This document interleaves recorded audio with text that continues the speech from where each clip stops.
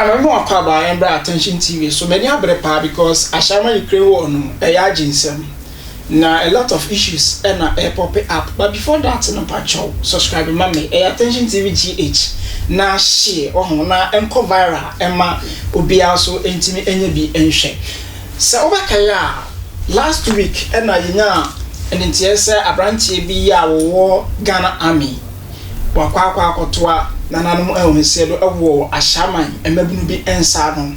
Issues ne ba bonte na asa agro na asojafo ebuafu a lot of ammo cars na ade na etisimu ho enkofo ya hwe mu kroma no enyasim kuma enkofo so afa ho didi agro batade na eyenibre na de ebobo ba ne se esentofo kiremu a abrantie no Ashaiman na wotie anase ho na yewo no na wokọ eye military ewo go so ho no baabi na obafie bia aya na oba besra abusuafo na oni nkanchema bia otakosra ro enum na nam so ema area guys are omuni the same guy no the girlfriend edit no eto share ne so a omukun no na audios ababonten ansentwefo eye hwehwemu afa ho ya maame no kasa me pese wotie bi na me ba be ma some reactions bi de ntia esese asojafo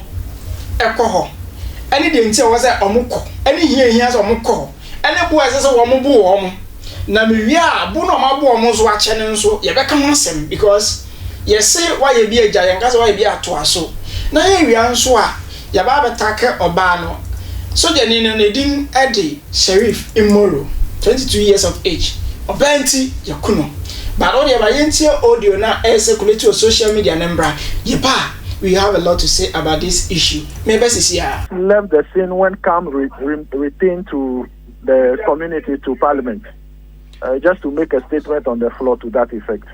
Have you been able to gather any reasons why the soldiers invaded your constituency? Not any evidence on authority, but what we are gathering is that there was a killing, a murder of one of the soldiers in the community. That was on Saturday. And we are all linking this incident to that killing. Because aside that, there's nothing that will warrant the military guys to invade the community and to molest innocent residents from even going out, preventing them from going out their daily activities. And so we are all linking it to the killing of the military guys.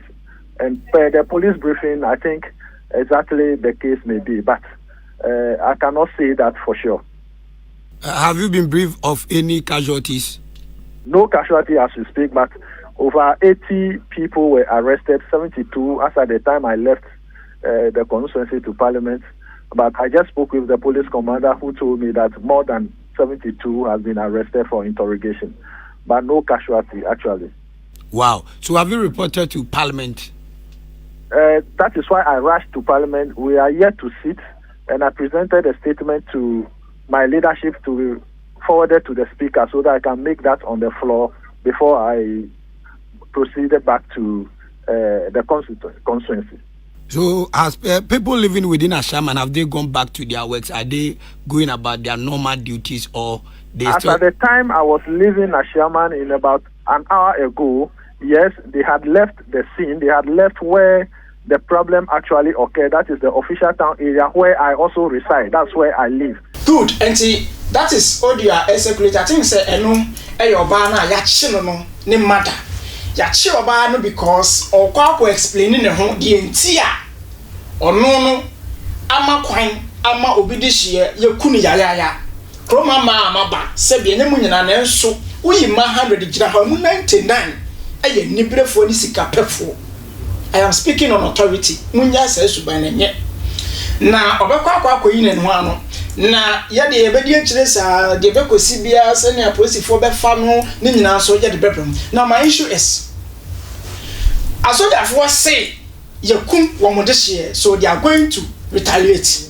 It's good to retaliate because atoda ya na ya kroma ya chikronfo a there was a time issue bi si wa nya ya chi Nigeria ni abranti yakunu wanya kronfo but ya suspect so ya kronfo yakunu amamra de chichi kro na kwa se osono ani anasententan sa aboa osunu twam anya de anasententan betima achi no na mum no se anansantati echema na agrabo no sa na amamra na akwakoye na okwahia man na enkofa ya buo no buo ni hwe obi kura so no otu kwan na aba beta kwahie mu ne yebo no eye ya buo mu kakra eye.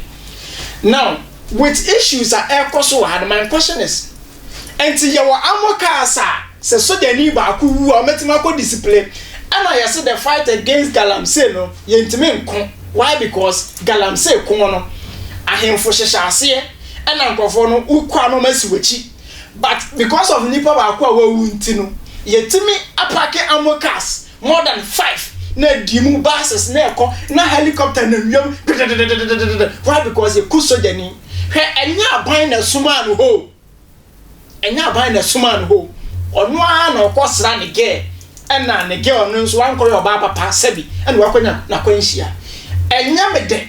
But my issue is per kwa abrante no fa zu ye no enya aban na suma no we wanwu as a hero ukodi oba chi ni wawu wakọ akodi oba chi ni wawu ena ye say be ma no nso amaso jani ni won ne dada nta so bra che na eku no enti se Ghana army ane Ghana aban ni say si ye ku soja ni a ye timi apake amokas kokko hwe nipa obi onum ho he ne yakobo no ne ye de na hyedam we yi partial lockdown more than Russia Ukraine war ne ye hwe no. But meanwhile no ye say we are fighting Galamsey, but na ko sepidabi so a ensu asai okọ asen a wo de ko events weja na ko events pra river pra asen man so kokko he ensu nipa no.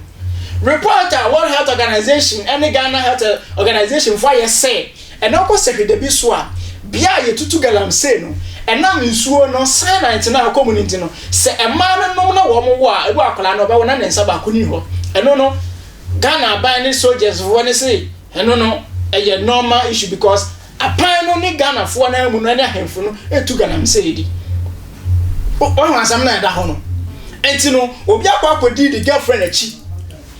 Say me a journalist. Na me kwadi me girlfriend chi na me wu a. Me wu as a hero.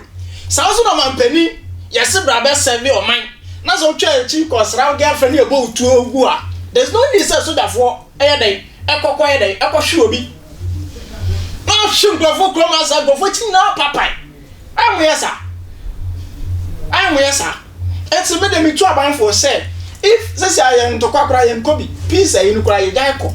Enti ne say if ye wo amokas ye wo soja fo a ye ne omukọ akọ display man ye na helicopter na miem na ye dia sama ma bi sama fight Galamsey a ene me challenge mo say ene the same style Rambo style na mo capture communities no baby a mining activities ko me be cross a o so aman mutu a e wo western north ye tu Galamsey ase wo nyina nipa na nkura na ko sha menem but a soja fo ni gu ha na ye tie musikedi dia ko mo na say ye go display obi eku obi ntini enkohwe no menka say me de sa na de nchobo asefo ye ye muku Captain Mahama ya me emfa ne kransi yi sa na mo ye ku no kwan ya ye fa so treaty akronfo eni nipa okroman enye me de enye me fe because untimi nka say ma chekronfo and in the constitution what chekronfo a we need right so treaty konfo kwan o pesa wo ye enye ye de.